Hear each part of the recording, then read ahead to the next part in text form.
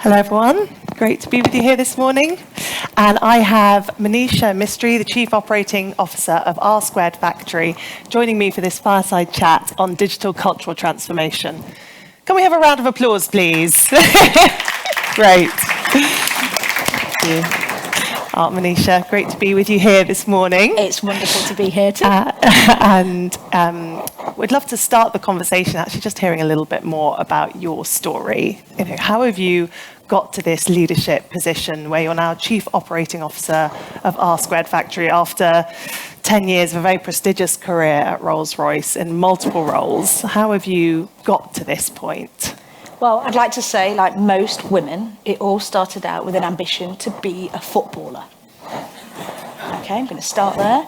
And as I progressed, and I did progress up to county level, I then sadly didn't quite make it as a footballer because I stopped growing. So it was one of those, I was deeply disappointed and thought, right, what else could I do?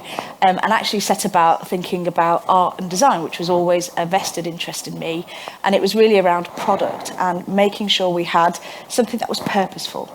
So I struggled a lot when I was younger, not just because of my height. I'm left-handed. There's lots of different things that's actually around in my environment that didn't cater for my needs.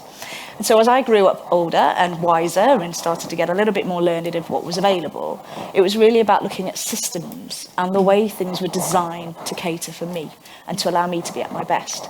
And so that kind of moved me into the world of technology, because back then it was starting to become a lot more bigger. I was the internet generation. I'm not going to tell you my age. I'm sure you can work it out as I go down the story. And so the IT world really unlocked a lot of the potential. But again, I wasn't a natural IT person. I was a creative. And so once again, I found a real struggle of how do I use the technology around me when I'm probably not as technology enabled in my mind in the way that it could operate, but it could see the benefits. And that really allowed me a job to kind of float through different jobs thinking about things in that way around end user and human centricity. And that went right the way from procurement into logistics, commercials, and then into Rolls-Royce, where again I took on the refrained IT team, looked at front-end systems, back-end systems, and really that customer journey. And it was in doing that that I realised that alongside all of this about making it purposeful for the person using it, the biggest thing that was lacking is them feeling connected to it. It was that sense of value to them. And I raise this because this is actually about culture. This is about behaviour. And so what I wanted to do was understand that a little bit more by speaking to the very individuals that were leading the teams or delivering the services that we did, to then bring that into the customer experience. And both for themselves in delivering it, as well as the customer receiving it, making sure that it was value off the back of that. And I guess I must have done pretty well in that. And it led me to work with our fantastic CEO, Caroline Gorski, to set up the R² Factory at Rolls-Royce, where we've taken a lot of the learnings and the practical applications we've done within Rolls-Royce out now into other industrials of a similar nature. And that's a recent startup, isn't it? Within Rolls-Royce, R² Factory, you're building a business now and also creating your own culture. So how are you going about doing that? What learnings are you taking from having helped many, many other corporates and teams do that into your own? Yeah, it's a really good question. So it is recent. We actually launched as R² Factory in March of this year. However, we have got 30 years of industrialised muscle memory. So it's not something we haven't done before. And I think it's a really important part here because some of this is about having the scars, the lessons learnt, being able to practically talk through some of the scenarios or the examples that our customers are facing and be able to show credibility within that. And that meant that when we were within Rolls-Royce, we needed to be really within Rolls-Royce. So when we first started, we were a central function. We were delivering, we were kind of like the data innovation catalyst for the organisation, taking some R&D thinking, bringing it down, distilling it, looking at how you can operationalise that, and then really allowing it to kind of flow through the businesses and the business units. The problem was we sat separate, so we felt separate, and we weren't really understanding their needs and their problems. And so very quickly, as we went on this journey and we weren't finding that impact, we opted to say, do you know what? The best way to do this is to actually distill ourselves into the business units. So we came away with a franchise model that allowed us to sit in and work with. And I think that really started to humanise it, bring it down on the same levels, and allow us to start to coach, teach, and learn ourselves. Because it's really important to understand that this process is two-way. You might understand some of it, but if you don't understand the pain, then actually how can you really solve the problem? And what that did is it built trust. Everything for me within this world of digitalization is on trust and really trying to manage that psychological safety. Because this is about augmenting what you've learnt and what people maybe built over time, whether it be their muscle memory or their capacity and human value. And you're trying to tell them there's a better way. They need to see the better way and be able to take it on for themselves and to be able to then tell that story for themselves. Maybe you can tell us a bit more about psychological safety and trust. How do you establish that, nurture that? It seems to be a big point in success around digital transformation. Yeah, it's not simple. We're complex beings, is what I would say. And the more people you put into that, the harder that gets. And so I think when it comes to psychological safety, it's doing what we've all been gifted, which is 2 ears to listen, 1 mouth to talk. And it really is about allowing the conversation to flow, understanding what's really at the heart of the problem, and then being able to work through that together. Now, I say this because it's a coaching world, and I think today's organisations have become more about that, and networks and connected networks, because no one person has all the answers. It's a collection of thoughts from others that will lead to probably a best fit, and then it's about iterating around that best fit. But the point is that it's a journey. So trust needs to be about not the immediate outcome, but where is it going, and is it going in the right direction? And that's really hard when in a world of technology, IT, challenging environments right now, if we look at some of the socio-economic changes that are taking place, we need answers, we need results now, but we're not going to get them. And it doesn't feel like a time of great psychological safety and trust at a macro level, with the growing uncertainty and all the talent. Yeah, it doesn't. So how do you make sure in your teams and with your clients you're really creating environments? Like, can you give us some practical advice of how we can be doing that as leaders? Yeah, certainly. So one of the things that we really needed to do was take a step back and look at when were we first founded. So Rolls-Royce is 100 years old, and actually the mix-up of what is made up of R-Squared Data Labs as it was, and R-Squared Factory as it is now, we're a mixture of both those that were in Rolls-Royce, those that have joined R-Squared Factory, those that were R-Squared Data Labs when we were in Rolls-Royce. And the reason I mention that is because when you started with an organisation that had a sense of purpose of what it was trying to do. And as you move forward, that purpose has changed.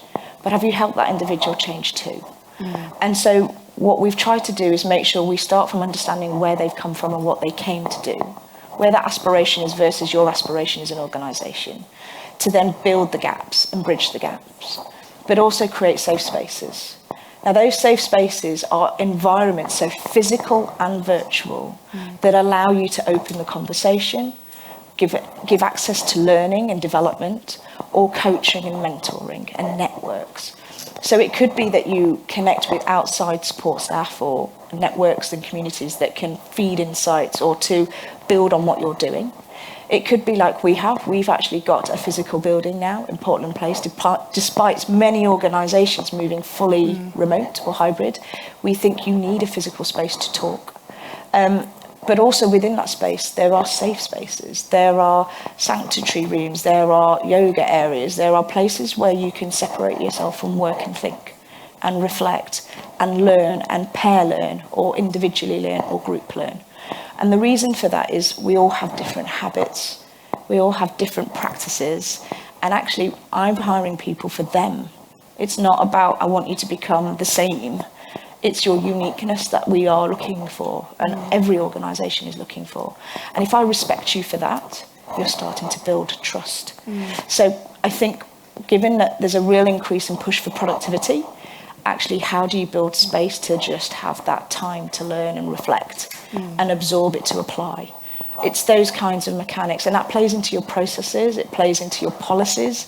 So it's a lot more than just a space, learning aids and coaches and mentors. It's actually the full thinking of how is it applied for that individual, not just the fact that it's there on the shelf to take. I don't know if that helps bring it alive. Yeah, and it sounds like very sort of human centric approach that you're taking, almost looking at the culture before the digital transformation, the other way around. Yes. Can you tell us a bit more about what R Squared Factory is doing and how you're engaging with clients? Like what is the vision for this business?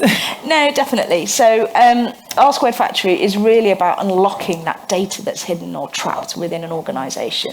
So we typically work with large industrial sets that are safety critical. They may be quite asset intensive. They probably have lots of processes that drive their organisation. But the problem is that the data is locked. It's hard to get to. It could be in paper format, in systems that are disparate or old, or it could be actually with the operators that sit out, in remote fields, etc.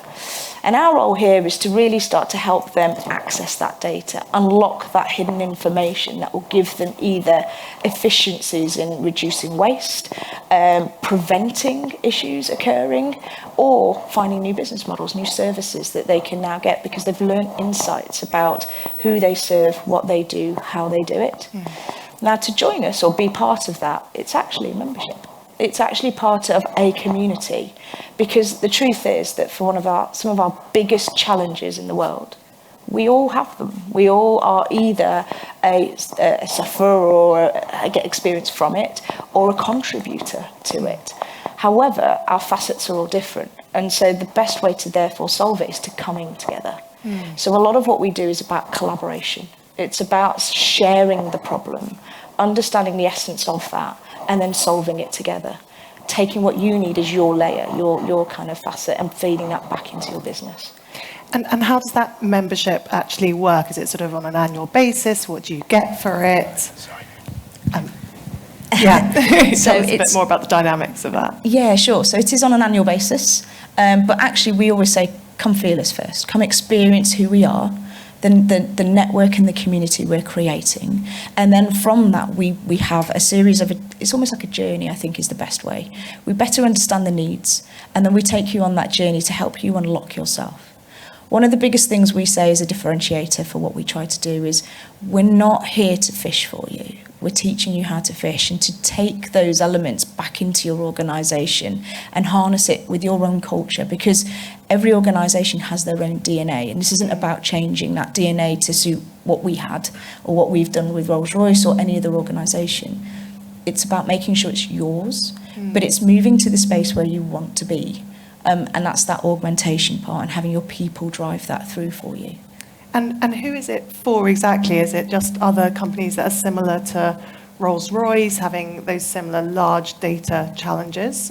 How are you thinking about that membership Typically, body? that's what we found. So a lot of what we do and the connections we've had back is with similar organisations. However, it's been interesting because as we've started to share more of what we do, actually those that are a lot more agile and nimble or smaller, maybe more 50, 40 years old as opposed to 100 years old, are absolutely still sharing the same problems.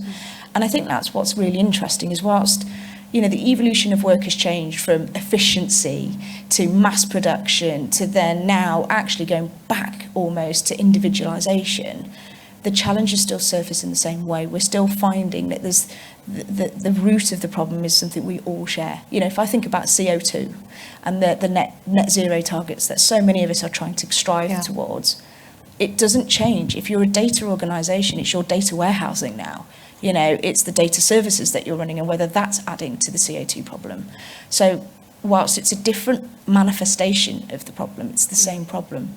And that's why I think what we're quite surprised by is that actually we're not just hearing or having the knock on the door from those that are larger, more substantial organisations similar to a Rolls-Royce. It's actually those that are a little bit more younger and are going, well, we're hit by the same problem.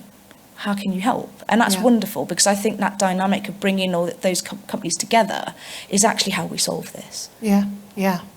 And I mean, it's at enterprise level that you're operating and trying to achieve this huge digital transformation, multiple challenges along the way. What are some of the sort of success stories that you've had so far? And do you see that continuing, or do you see new challenges coming in from the membership, things that you haven't anticipated? So I think some of the biggest successes is actually hearing the voice of the customer back and hearing how it's helped them look at things differently and channel some of their efforts in a more considered but short burst kind of way. We both work in a collaborative way, but we talk about agility and that need to try, check, rebalance and go. And don't be afraid to stop or park, because actually that's a healthy thing to do. For ourselves, you know, within Rolls-Royce, we've trained over 30,000 people in digital awareness and skills to help them feel more comfortable. It's not about necessarily enacting, it's about understanding. And I think if you can start from a position of understanding to move forward, even if you're just signposting the opportunity to those that they can do something with that, that's still a large step forward than if you're unable to or unwilling to. And I think we need to be really mindful that the organisation will be filled with people that are just happy to do as is, willing to learn but scared, willing to learn but frustrated because they can't, and are doing it but aren't maybe at their full potential or can be moving even further. There are many people at different stages, so it's really important to not assume that everyone's in the same boat here. But in doing that, what that then did was actually unlock nearly £500 million worth of savings or value add into the organisation through digital. And this is actual hardcore digital. This is data innovation. How did you measure that? How did you get to that £500 million? And that's a really, really good question. So as part of the process of doing this, we created a value delivery office. Now, this value delivery office is all about turning the intangible impact of data into tangible impact, P&L accounting changes. And we did that with the financial teams, with the delivery team. So this is what I mean by going into the businesses, because actually we can't sign our own homework. We need our organisation to say, you know what, that has absolutely changed the way we either deliver, operate or provide services. And so by doing that and by being able to account for the value that we've realised from the innovation and being able to show that either through P&L, new services or reduction in impact of outages, for example, and shown the kind of product line, the actual data innovation that's associated to it, it's really helped open people's minds up because they've gone, I've got a very similar problem. Can we fix it in the same way? And this is what I mean about getting below the symptoms of what you face and getting to the heart of the problem. Because you'll find if you can solve the heart of that problem, that team can actually widen it. So we've moved certain very bespoke elements to more enterprise-wide elements so that it's helping not just a team, but now a department. And that department, oddly enough, sits in the UK, in Germany and somewhere else. So suddenly you've now helped 3 departments. So you can see how it elevates up. That elevation there is by communicating.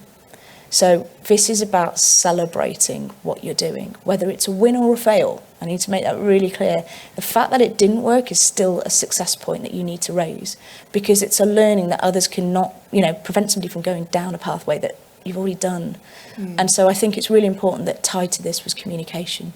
And we do a lot of that. We make sure that's done everywhere, which is a really hard thing. It's a hard thing to do. Yeah, how do you do that? Celebrating of failure because it's a learning. How do you actually can you give us an example of when you've done that recently? So one of the things we did was we ran a massive expo. So it was company-wide, group-wide. And this was really about, we did a year of, we really focused hard on a year of innovation where we were taking right the way from our C-suite executives through programs of either education, so that could be teaching them about what agile is or what human-centered design is, practically doing, not just the theory of, through to then into teams and into the groups, the franchises that we'd moved into the businesses, as well as the businesses themselves. And we ran an innovation awards for digital to champion anyone that had brought through something that they wanted to shout about, as well as then getting our chairman, external speakers, internal leadership onto, I think it was a 2-day expo, we called it, group-wide expo. And what we did was we kind of fed that funnel of what are we doing, what didn't work, what did work, what are our different businesses' strategies, and made it into a one-stop shop so that content was always available. It plugged into the learning and development as well, so it was always then a broader part of the ecosystem, not just standing alone. And we allowed people to just share their stories. And it was an absolute hit. It was wonderful to see and for everyone to go through and celebrate. And what's now persisted is those awards, is those event innovation funnels, is the reverse mentoring and the digital job family and the capability builds. And the reason I'm mentioning these things is back to what I said at the start. It's not just a one-off event. It's got to plug into your processes, your practices, your DNA, because that's the only way that you can keep it perpetual. Otherwise, it does disappear. And so now, for us, actually, we don't need to talk about digital because digital's in everything. You know, it becomes part of the stories rather than a story in itself. And trying to get there is really hard, and it requires an inordinate amount of effort. But I think it's important because it should be no different to, you know, anything else this company's doing, anyone's organisation's doing. And I know so many businesses are trying to do that right now. Do you have a story of failure that you like to share and celebrate that you could share with us here? Absolutely. Just to remind, so I have 2 little boys, and my 7-year-old came home and said, "Mummy, you do know what fail means, don't you?" And I was like, yeah, of course I do. And he was like, you know, it's the first attempt in learning. Oh, I love and I that. just thought, do you know what? That is awesome. It's absolutely brilliant. Yeah. And my first utter fail was when setting some of this stuff up. We were trying to work out how to help people understand what digital was. Now, I don't know if any of you have young children or are aware that Lego do a really good job at moving into the digital space with their product sets because they're very physical. And they came out with the Lego Boost set, which is basically a robot that you can program and you can learn basic Scratch with it, but in a fun way, and it does some funny things. Anyway, my son helped me build up something to do that with. The first thing was I failed because I forgot to put batteries in it. And then once I did that, it needed to do all the software upgrades, which obviously ate into the program again. And then finally, when we got it going, he was telling me about some of these buttons. And I said, everyone's got to put these buttons in. I hadn't done it myself. What I didn't expect was a very adventurous group who did and got them trumping and firing missiles to everyone. Not necessarily the purpose of the event, but it goes to show that when you bring together exploratory minds and people who are suddenly having fun, what you unlock that you didn't expect. And I actually like that as a story. Whilst it's probably not the hardcore stories of a proper epic fail, it's the soft stuff of what happens when you put people together and they are really genuinely curious. And I think all too often in organisations, and I certainly felt it within the time that I was in Rolls-Royce, and I know it's still present today, is there is a real fear of failure. There is a real, I have to make sure I do this, and if I'm seen to have not done that, or if it doesn't go right, people are watching, right? And there is the shadow of the leader and a lot of those aspects that make us a little bit more reluctant. And I would just caution us all to say, how bad could it be, right? And do ask yourself what's the worst that can happen in some of those scenarios, because actually there's not a lot that could really happen, and therefore can you provide that safe space or that environment that allows people to explore with you and for you to lead that exploration with them. Because I think now more than ever it's about rolling your sleeves up with that and being transparent in what you might know or not know so others can connect with that. And I think that's one of my biggest lessons, is that group taught me the lesson that I was trying to teach them, but we hadn't realised it until the end. And that to me is effective learning. That says that there's always so much more you can get out of this, and that's why transformation, particularly in the digital space, starts with the person.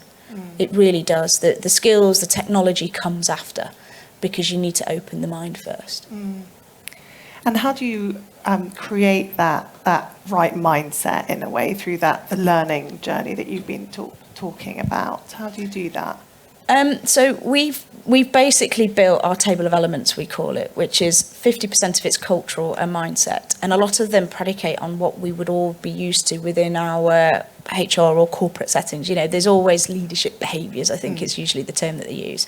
Yeah. But it is really about being positively disruptive, about asking the whys and not being afraid to ask the whys, entrepreneurship and how you can quickly catalyse ideas with others, and also trying to work in agnostic ways. So we focus a lot of our skills on them, and really starting to look at human-centred design and agile principles, because again, the two of those really help complement the process and the speed of ideation. We then move into skills in the digital sense of skills. So, digital literacy, data, how to unlock data, how to do visualization, basic analytics, and move them through depending on what you need by the role you're doing or where you wish to go. The last then comes technology enablement, interestingly enough. Then we look at the technology that will now unlock the skills you've learnt, because all too often it can come the other way. Yeah. And we flow that through with a problem. So we ask organisations, and we challenge ourselves through our own hackathons to say, what's the problem? And now let's solve it using these tools that we've got, so that at the end you're seeing it in practice. It's really about practicing. And that can be done really quickly, 3 days, a day, or you could do it fully. So we typically have a 6-week programme that can roll you through and come out with an MVP, something that you could actually conceptualise and sketch up and get to a feature list on. And this is the sort of work that you're doing in R Squared Factory. Correct, with your clients, with your members even. And tell us how people can get in touch, think about joining, what are the exact criteria? That would be really helpful to understand. Yeah, sure. I mean, we try not to go down an exact criteria because it starts with a conversation. And like I said, we're starting to see smaller organisations come to us as well as large industrial organisations. It starts with coming to the website, reaching out to us. We're everywhere. It's r2-factory.com. But what we are trying to do is now also open up sessions where you can come to Portland Place, which is where our home is, and meet us. We're doing a lot of hookups and sessions where you meet the team, you get an experience, you get to meet some of the experts that we're working with in other communities. So we've got quite a lot of partners that help as well. And it's a chance to just understand and sit with a group that want to do purposeful change. And I say that really, really intently because I think we're now seeing a manifestation of a lot of things in the world today that are affecting all of us, and individually we cannot solve. So it needs to be collective, and I think we're here to try and drive that movement forward, and we'd love others that are keen to do the same, because I think once you've got that momentum, there's a real chance to do some purposeful change. I agree, definitely. I'm going to open up at this point to the audience and ask if you have any questions for Manisha. We have about 10 minutes for Q&A. I think if you probably just raise your hand, there'll be microphones going around. Please don't be shy. Football is a good subject as well. We don't just have to talk about digital cultural transformation. Oh, I should have said, I am now an FA qualified coach, so I did get into football eventually, just not quite the way I planned. Yeah, but coaching is the most important skill set now, it sounds like. Hi. Thank you very much. Manisha, thanks very much for the interesting dialogue you've had. And congratulations to the achievements. Key question I would have is, how do you integrate, let me call it legacy staff, legacy resources from Rolls-Royce into R Squared? Is that something you systematically do, or do you build up your own team and you don't look so much at the exchange of people, of the flow of resources between R Squared and the legacy business, if you will? Thank you. No, it's a great question.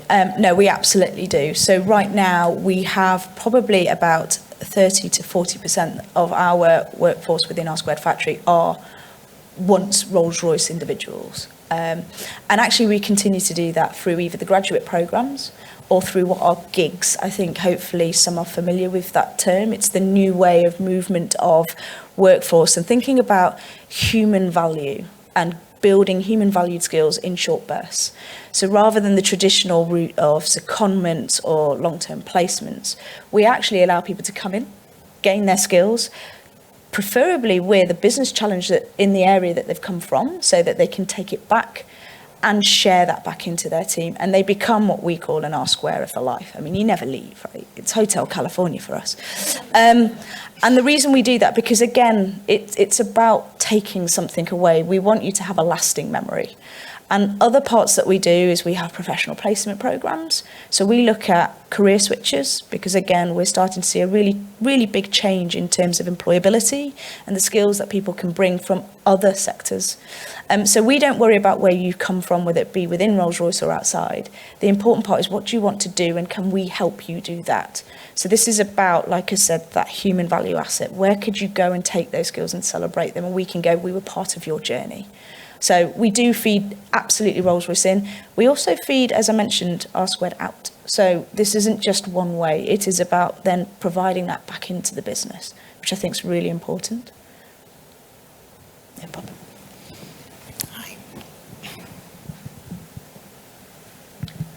Hi, Manisha. Thank you for the great discussion. I have a question about perhaps you have any advice on driving cultural transformation in multi-stakeholder environments where different stakeholders might have conflicting objectives. I think that's everyone's world. Every time. Yeah, I was going to say, I don't think I've ever gone into the room and everyone's on the same page or comfortable or happy. I do think sometimes it's the hard conversation of getting it out on the table up front. And the reason I say that is because actually what you want to do is draw up a charter, something that says we're all aligned in this way, and these are our areas that we have specific individual aspects we need to have considered. So I think you asked a question about some of the bits that are hard around this, and I would say that some of the biggest challenges in working in a collaborative environment now is data sharing, right? Let's be very clear. Everyone's data is their own, it's all protected, it's all very important to them. But the reality is that until you find a common ground to share that data, you're not going to realise the true value of what's coming from it. And that's the same with stakeholders that are coming from different angles. Unless you can find that common ground and make sure that up front that's understood and the purpose therefore to move forward is set around that, you're never going to be able to get decisions or group decisions, or at least move in the way that you need to come with a valued outcome. Now that's hard because that takes a really good facilitation and being also upfront to say, I don't job titles on the floor, I don't care, right? Who are you and what are you here to gain? And let's go forward with gaining those value outputs. So it's a very human contract, I call it, that you're needing to make now. And that's a different world that we're starting to enter. This is all, and back to my point about psychological safety, I am transacting with you as an individual, as a person, not as the company I'm sat behind, because my value to that company is what I bring. And that's it's subtlety, but it's in there. So there are lots of techniques that you can use, but typically what you want to do is get that signalling contract done at the up front, so that you're all very aware of what the purposes that you're leading forward with, and as it starts to waver off that, you can bring it back in line, and that typically means that you'll go forth on a trajectory and you won't end up with nothing at the end of it, but lots of angry faces. Manisha, thanks indeed for the discussion. How do you measure the cognitive wellness in your team, in your workplace? Sorry, could you just say that again? Cognitive wellness? Cognitive wellness how do you measure the cognitive wellness in your workplace? So we've got a few bits, and actually we're introducing some extra parts now. So one of the things that we do is we have regular weekly sessions. We have our meet-up, because actually sometimes it's just hearing, seeing faces, right? And being able to understand who's engaging and who's not. Our own community built a mood bot. So they regularly share how they feel. And I know that sounds like a really strange thing, because cognitiveness can be different ways, different aspects. But what it did unlock is it said that some people feel excluded, because for them it's really hard. We have a very high neurodiversity population within our business. And for some, it's really hard to absorb what's going on around them, because actually they can't take things in verbally. They need to read it later, or they need to hear it in a different way. They prefer a flat form, for example. They may want something that's recorded, which sometimes is very difficult to do. Or they prefer face-to-face, because they can see the whole body. They feed off the sense and the feel rather than the words that they say itself. And so what we started to do was introduce lots of things, and that could range from simple stuff like Otter AI that can record and transcribe and be able to give them multi-formatted in terms of the meetings, because I don't know about anyone else, but there's a lot of team meetings in the world, right? Too many. But also that physical coming together and making sure we purposely come together as a community physically. Because then what we do is we do that testing, we do the temperature check of cognitive well-being. Do you feel you're getting what you need? Are you being provided the support you want? Are you meeting regularly enough to share or get the channels to share in the medium that you want? For example, I know members who prefer to text or to write rather than to talk. Some prefer to chat in WhatsApp. And it's about building a framework that can cater, I call it for the 1%, but for the majority. Because actually then what you're doing is you're making sure there's an avenue for somebody to be able to feel connected and feel like that's a community for them. They can sit, they can settle. So I'm not sure if that answers your question. One of the big things that we found missing, can I just say, and probably for anyone who has a lot of interns coming into their organisation or with the new turnover of staff, you're teaching a lot of people remotely, right? Really difficult. And you're already under pressure. Let's be honest, most of us have employees that are doing 3 people's jobs, okay? And we don't intend that to be the way it is. It just seems to have fallen that way at this moment in time because of the rise and fall with the pandemic. And so it's really hard to bring new people on board because you're doing it remotely. That experience is so different. So one of the things we've tried to do and we're learning to do is build in broader networks, give them support routes that support both your manager by alleviating an aspect of that people coaching where it's about just day to day, how to write an email, how to make sure that you don't feel uncomfortable with introducing yourself to people, how to join events or groups remotely when it's the first time you've ever done it. Now, these are really, really human skills that you can do in person, but when it's remote, it's a lot harder. So again, building in things or considering those when you're onboarding or supporting your workforce as they come together is quite big, because we're growing rapidly. This is a massive problem for us. Just tell us a little bit about how much you're growing and what you're going from. When we, prior to the end of the year, we were about 36. At the start of this year, 44. We're about 73 with all of our interns at the moment. So massive, massive growth. And that's fantastic, but really, really challenging because it puts those that are established in the group with extra responsibility, and they're sitting there going, I need to do all these jobs. I know I need to bring these people up. I haven't got the time. But also, this wasn't something I did before. So there's a learning gap there. But there's also new, excited people going, hey, I'm here, I want to help, but no one's talking to me. So just being aware that there's those steps and what you might need to do extra to just help with that rise and fall. I think that's an important one.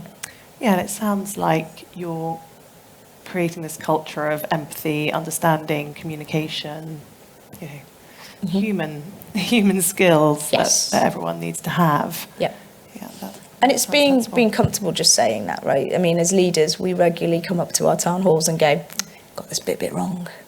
Or how can we do this bit better? Because this is what we thought, but it doesn't feel like that's what you want. And I think opening that door a little bit and making sure that it's not fake vulnerability, it's genuine vulnerability, but it's saying that we're learning. I think knowing that everyone is on the learning journey of some of this is really important. Again, back to that safe spaces and making sure there's trust. I think that's important about, the question around cognitive wellness and opening up that. So, it's a real minefield at the moment, actually, thinking about it more broadly. Thank you for sharing that, though. Any other questions? Yes. Mike is coming to you. Thank you. Hi, Manisha. Thank you for your talk today. Just had a quick question around psychological safety. So you've mentioned it here today. With challenges of pushing for productivity and you've not got the buy-in of everyone in leadership, how do you create psychological safety and get the buy-in that there's a need for it as well? So it's, again, a really good question. I think it depends on where that buy-in is missing. So if it's more of a conflict, as in, we know you need it, but we're not sure what you're doing is the right thing. I think it's really important to understand why they think that, because they've obviously got some preconceptions or some understanding that you might not have, or the group that has whatever they're pitching isn't aware of. And so making sure that that's heard and understood is really important. The second part that we've always found is that sometimes it's that they just didn't know, or there's not a sense of that ground understanding as well. And so what we've typically tried to do is make sure that there is an open forum to have the conversation and share the both what is it that we're trying to do and why we're trying to do it, but also the other way of why isn't that what we believe it needs to be now. And the reason I'm saying that is because actually, when you think about the stakeholder buy-in and that psychological safety, we have to remember that that stakeholder is typically holding the purse strings of a lot of different investments. That's usually where it sits. It's an investment question. And with the space of digital and AI, the challenge is it's like mining for gold without having all the wonderful x-rays and the systems that tell you that's a hotspot and you're most likely to get your gold there. So you're digging, hoping you're going to find it and offering what the potential could be. The reality is you may never meet it, as in you might never strike gold, or by the time you do, it's too long for that person because somebody above or around them is going, well, we need this to happen by this date. And that's always going to be a bit of a perpetual issue when it comes to data and AI. And so what we've tried to do a lot of the time, certainly in situations we've had, is we look at the value potential of a challenge statement or an idea. And what we try to do is say, what's the quickest way we could try and give some sense of assurance of that value? Is there a quick proof of concept that we can do to show that we're not just talking hypothetics? Here's a little model of it, a scenario model of that. What that does is it gives a safe space for you to talk more confidently about the potential to those stakeholders who are saying, well, you're talking about pie in the sky stuff. I can't understand what you're referring to.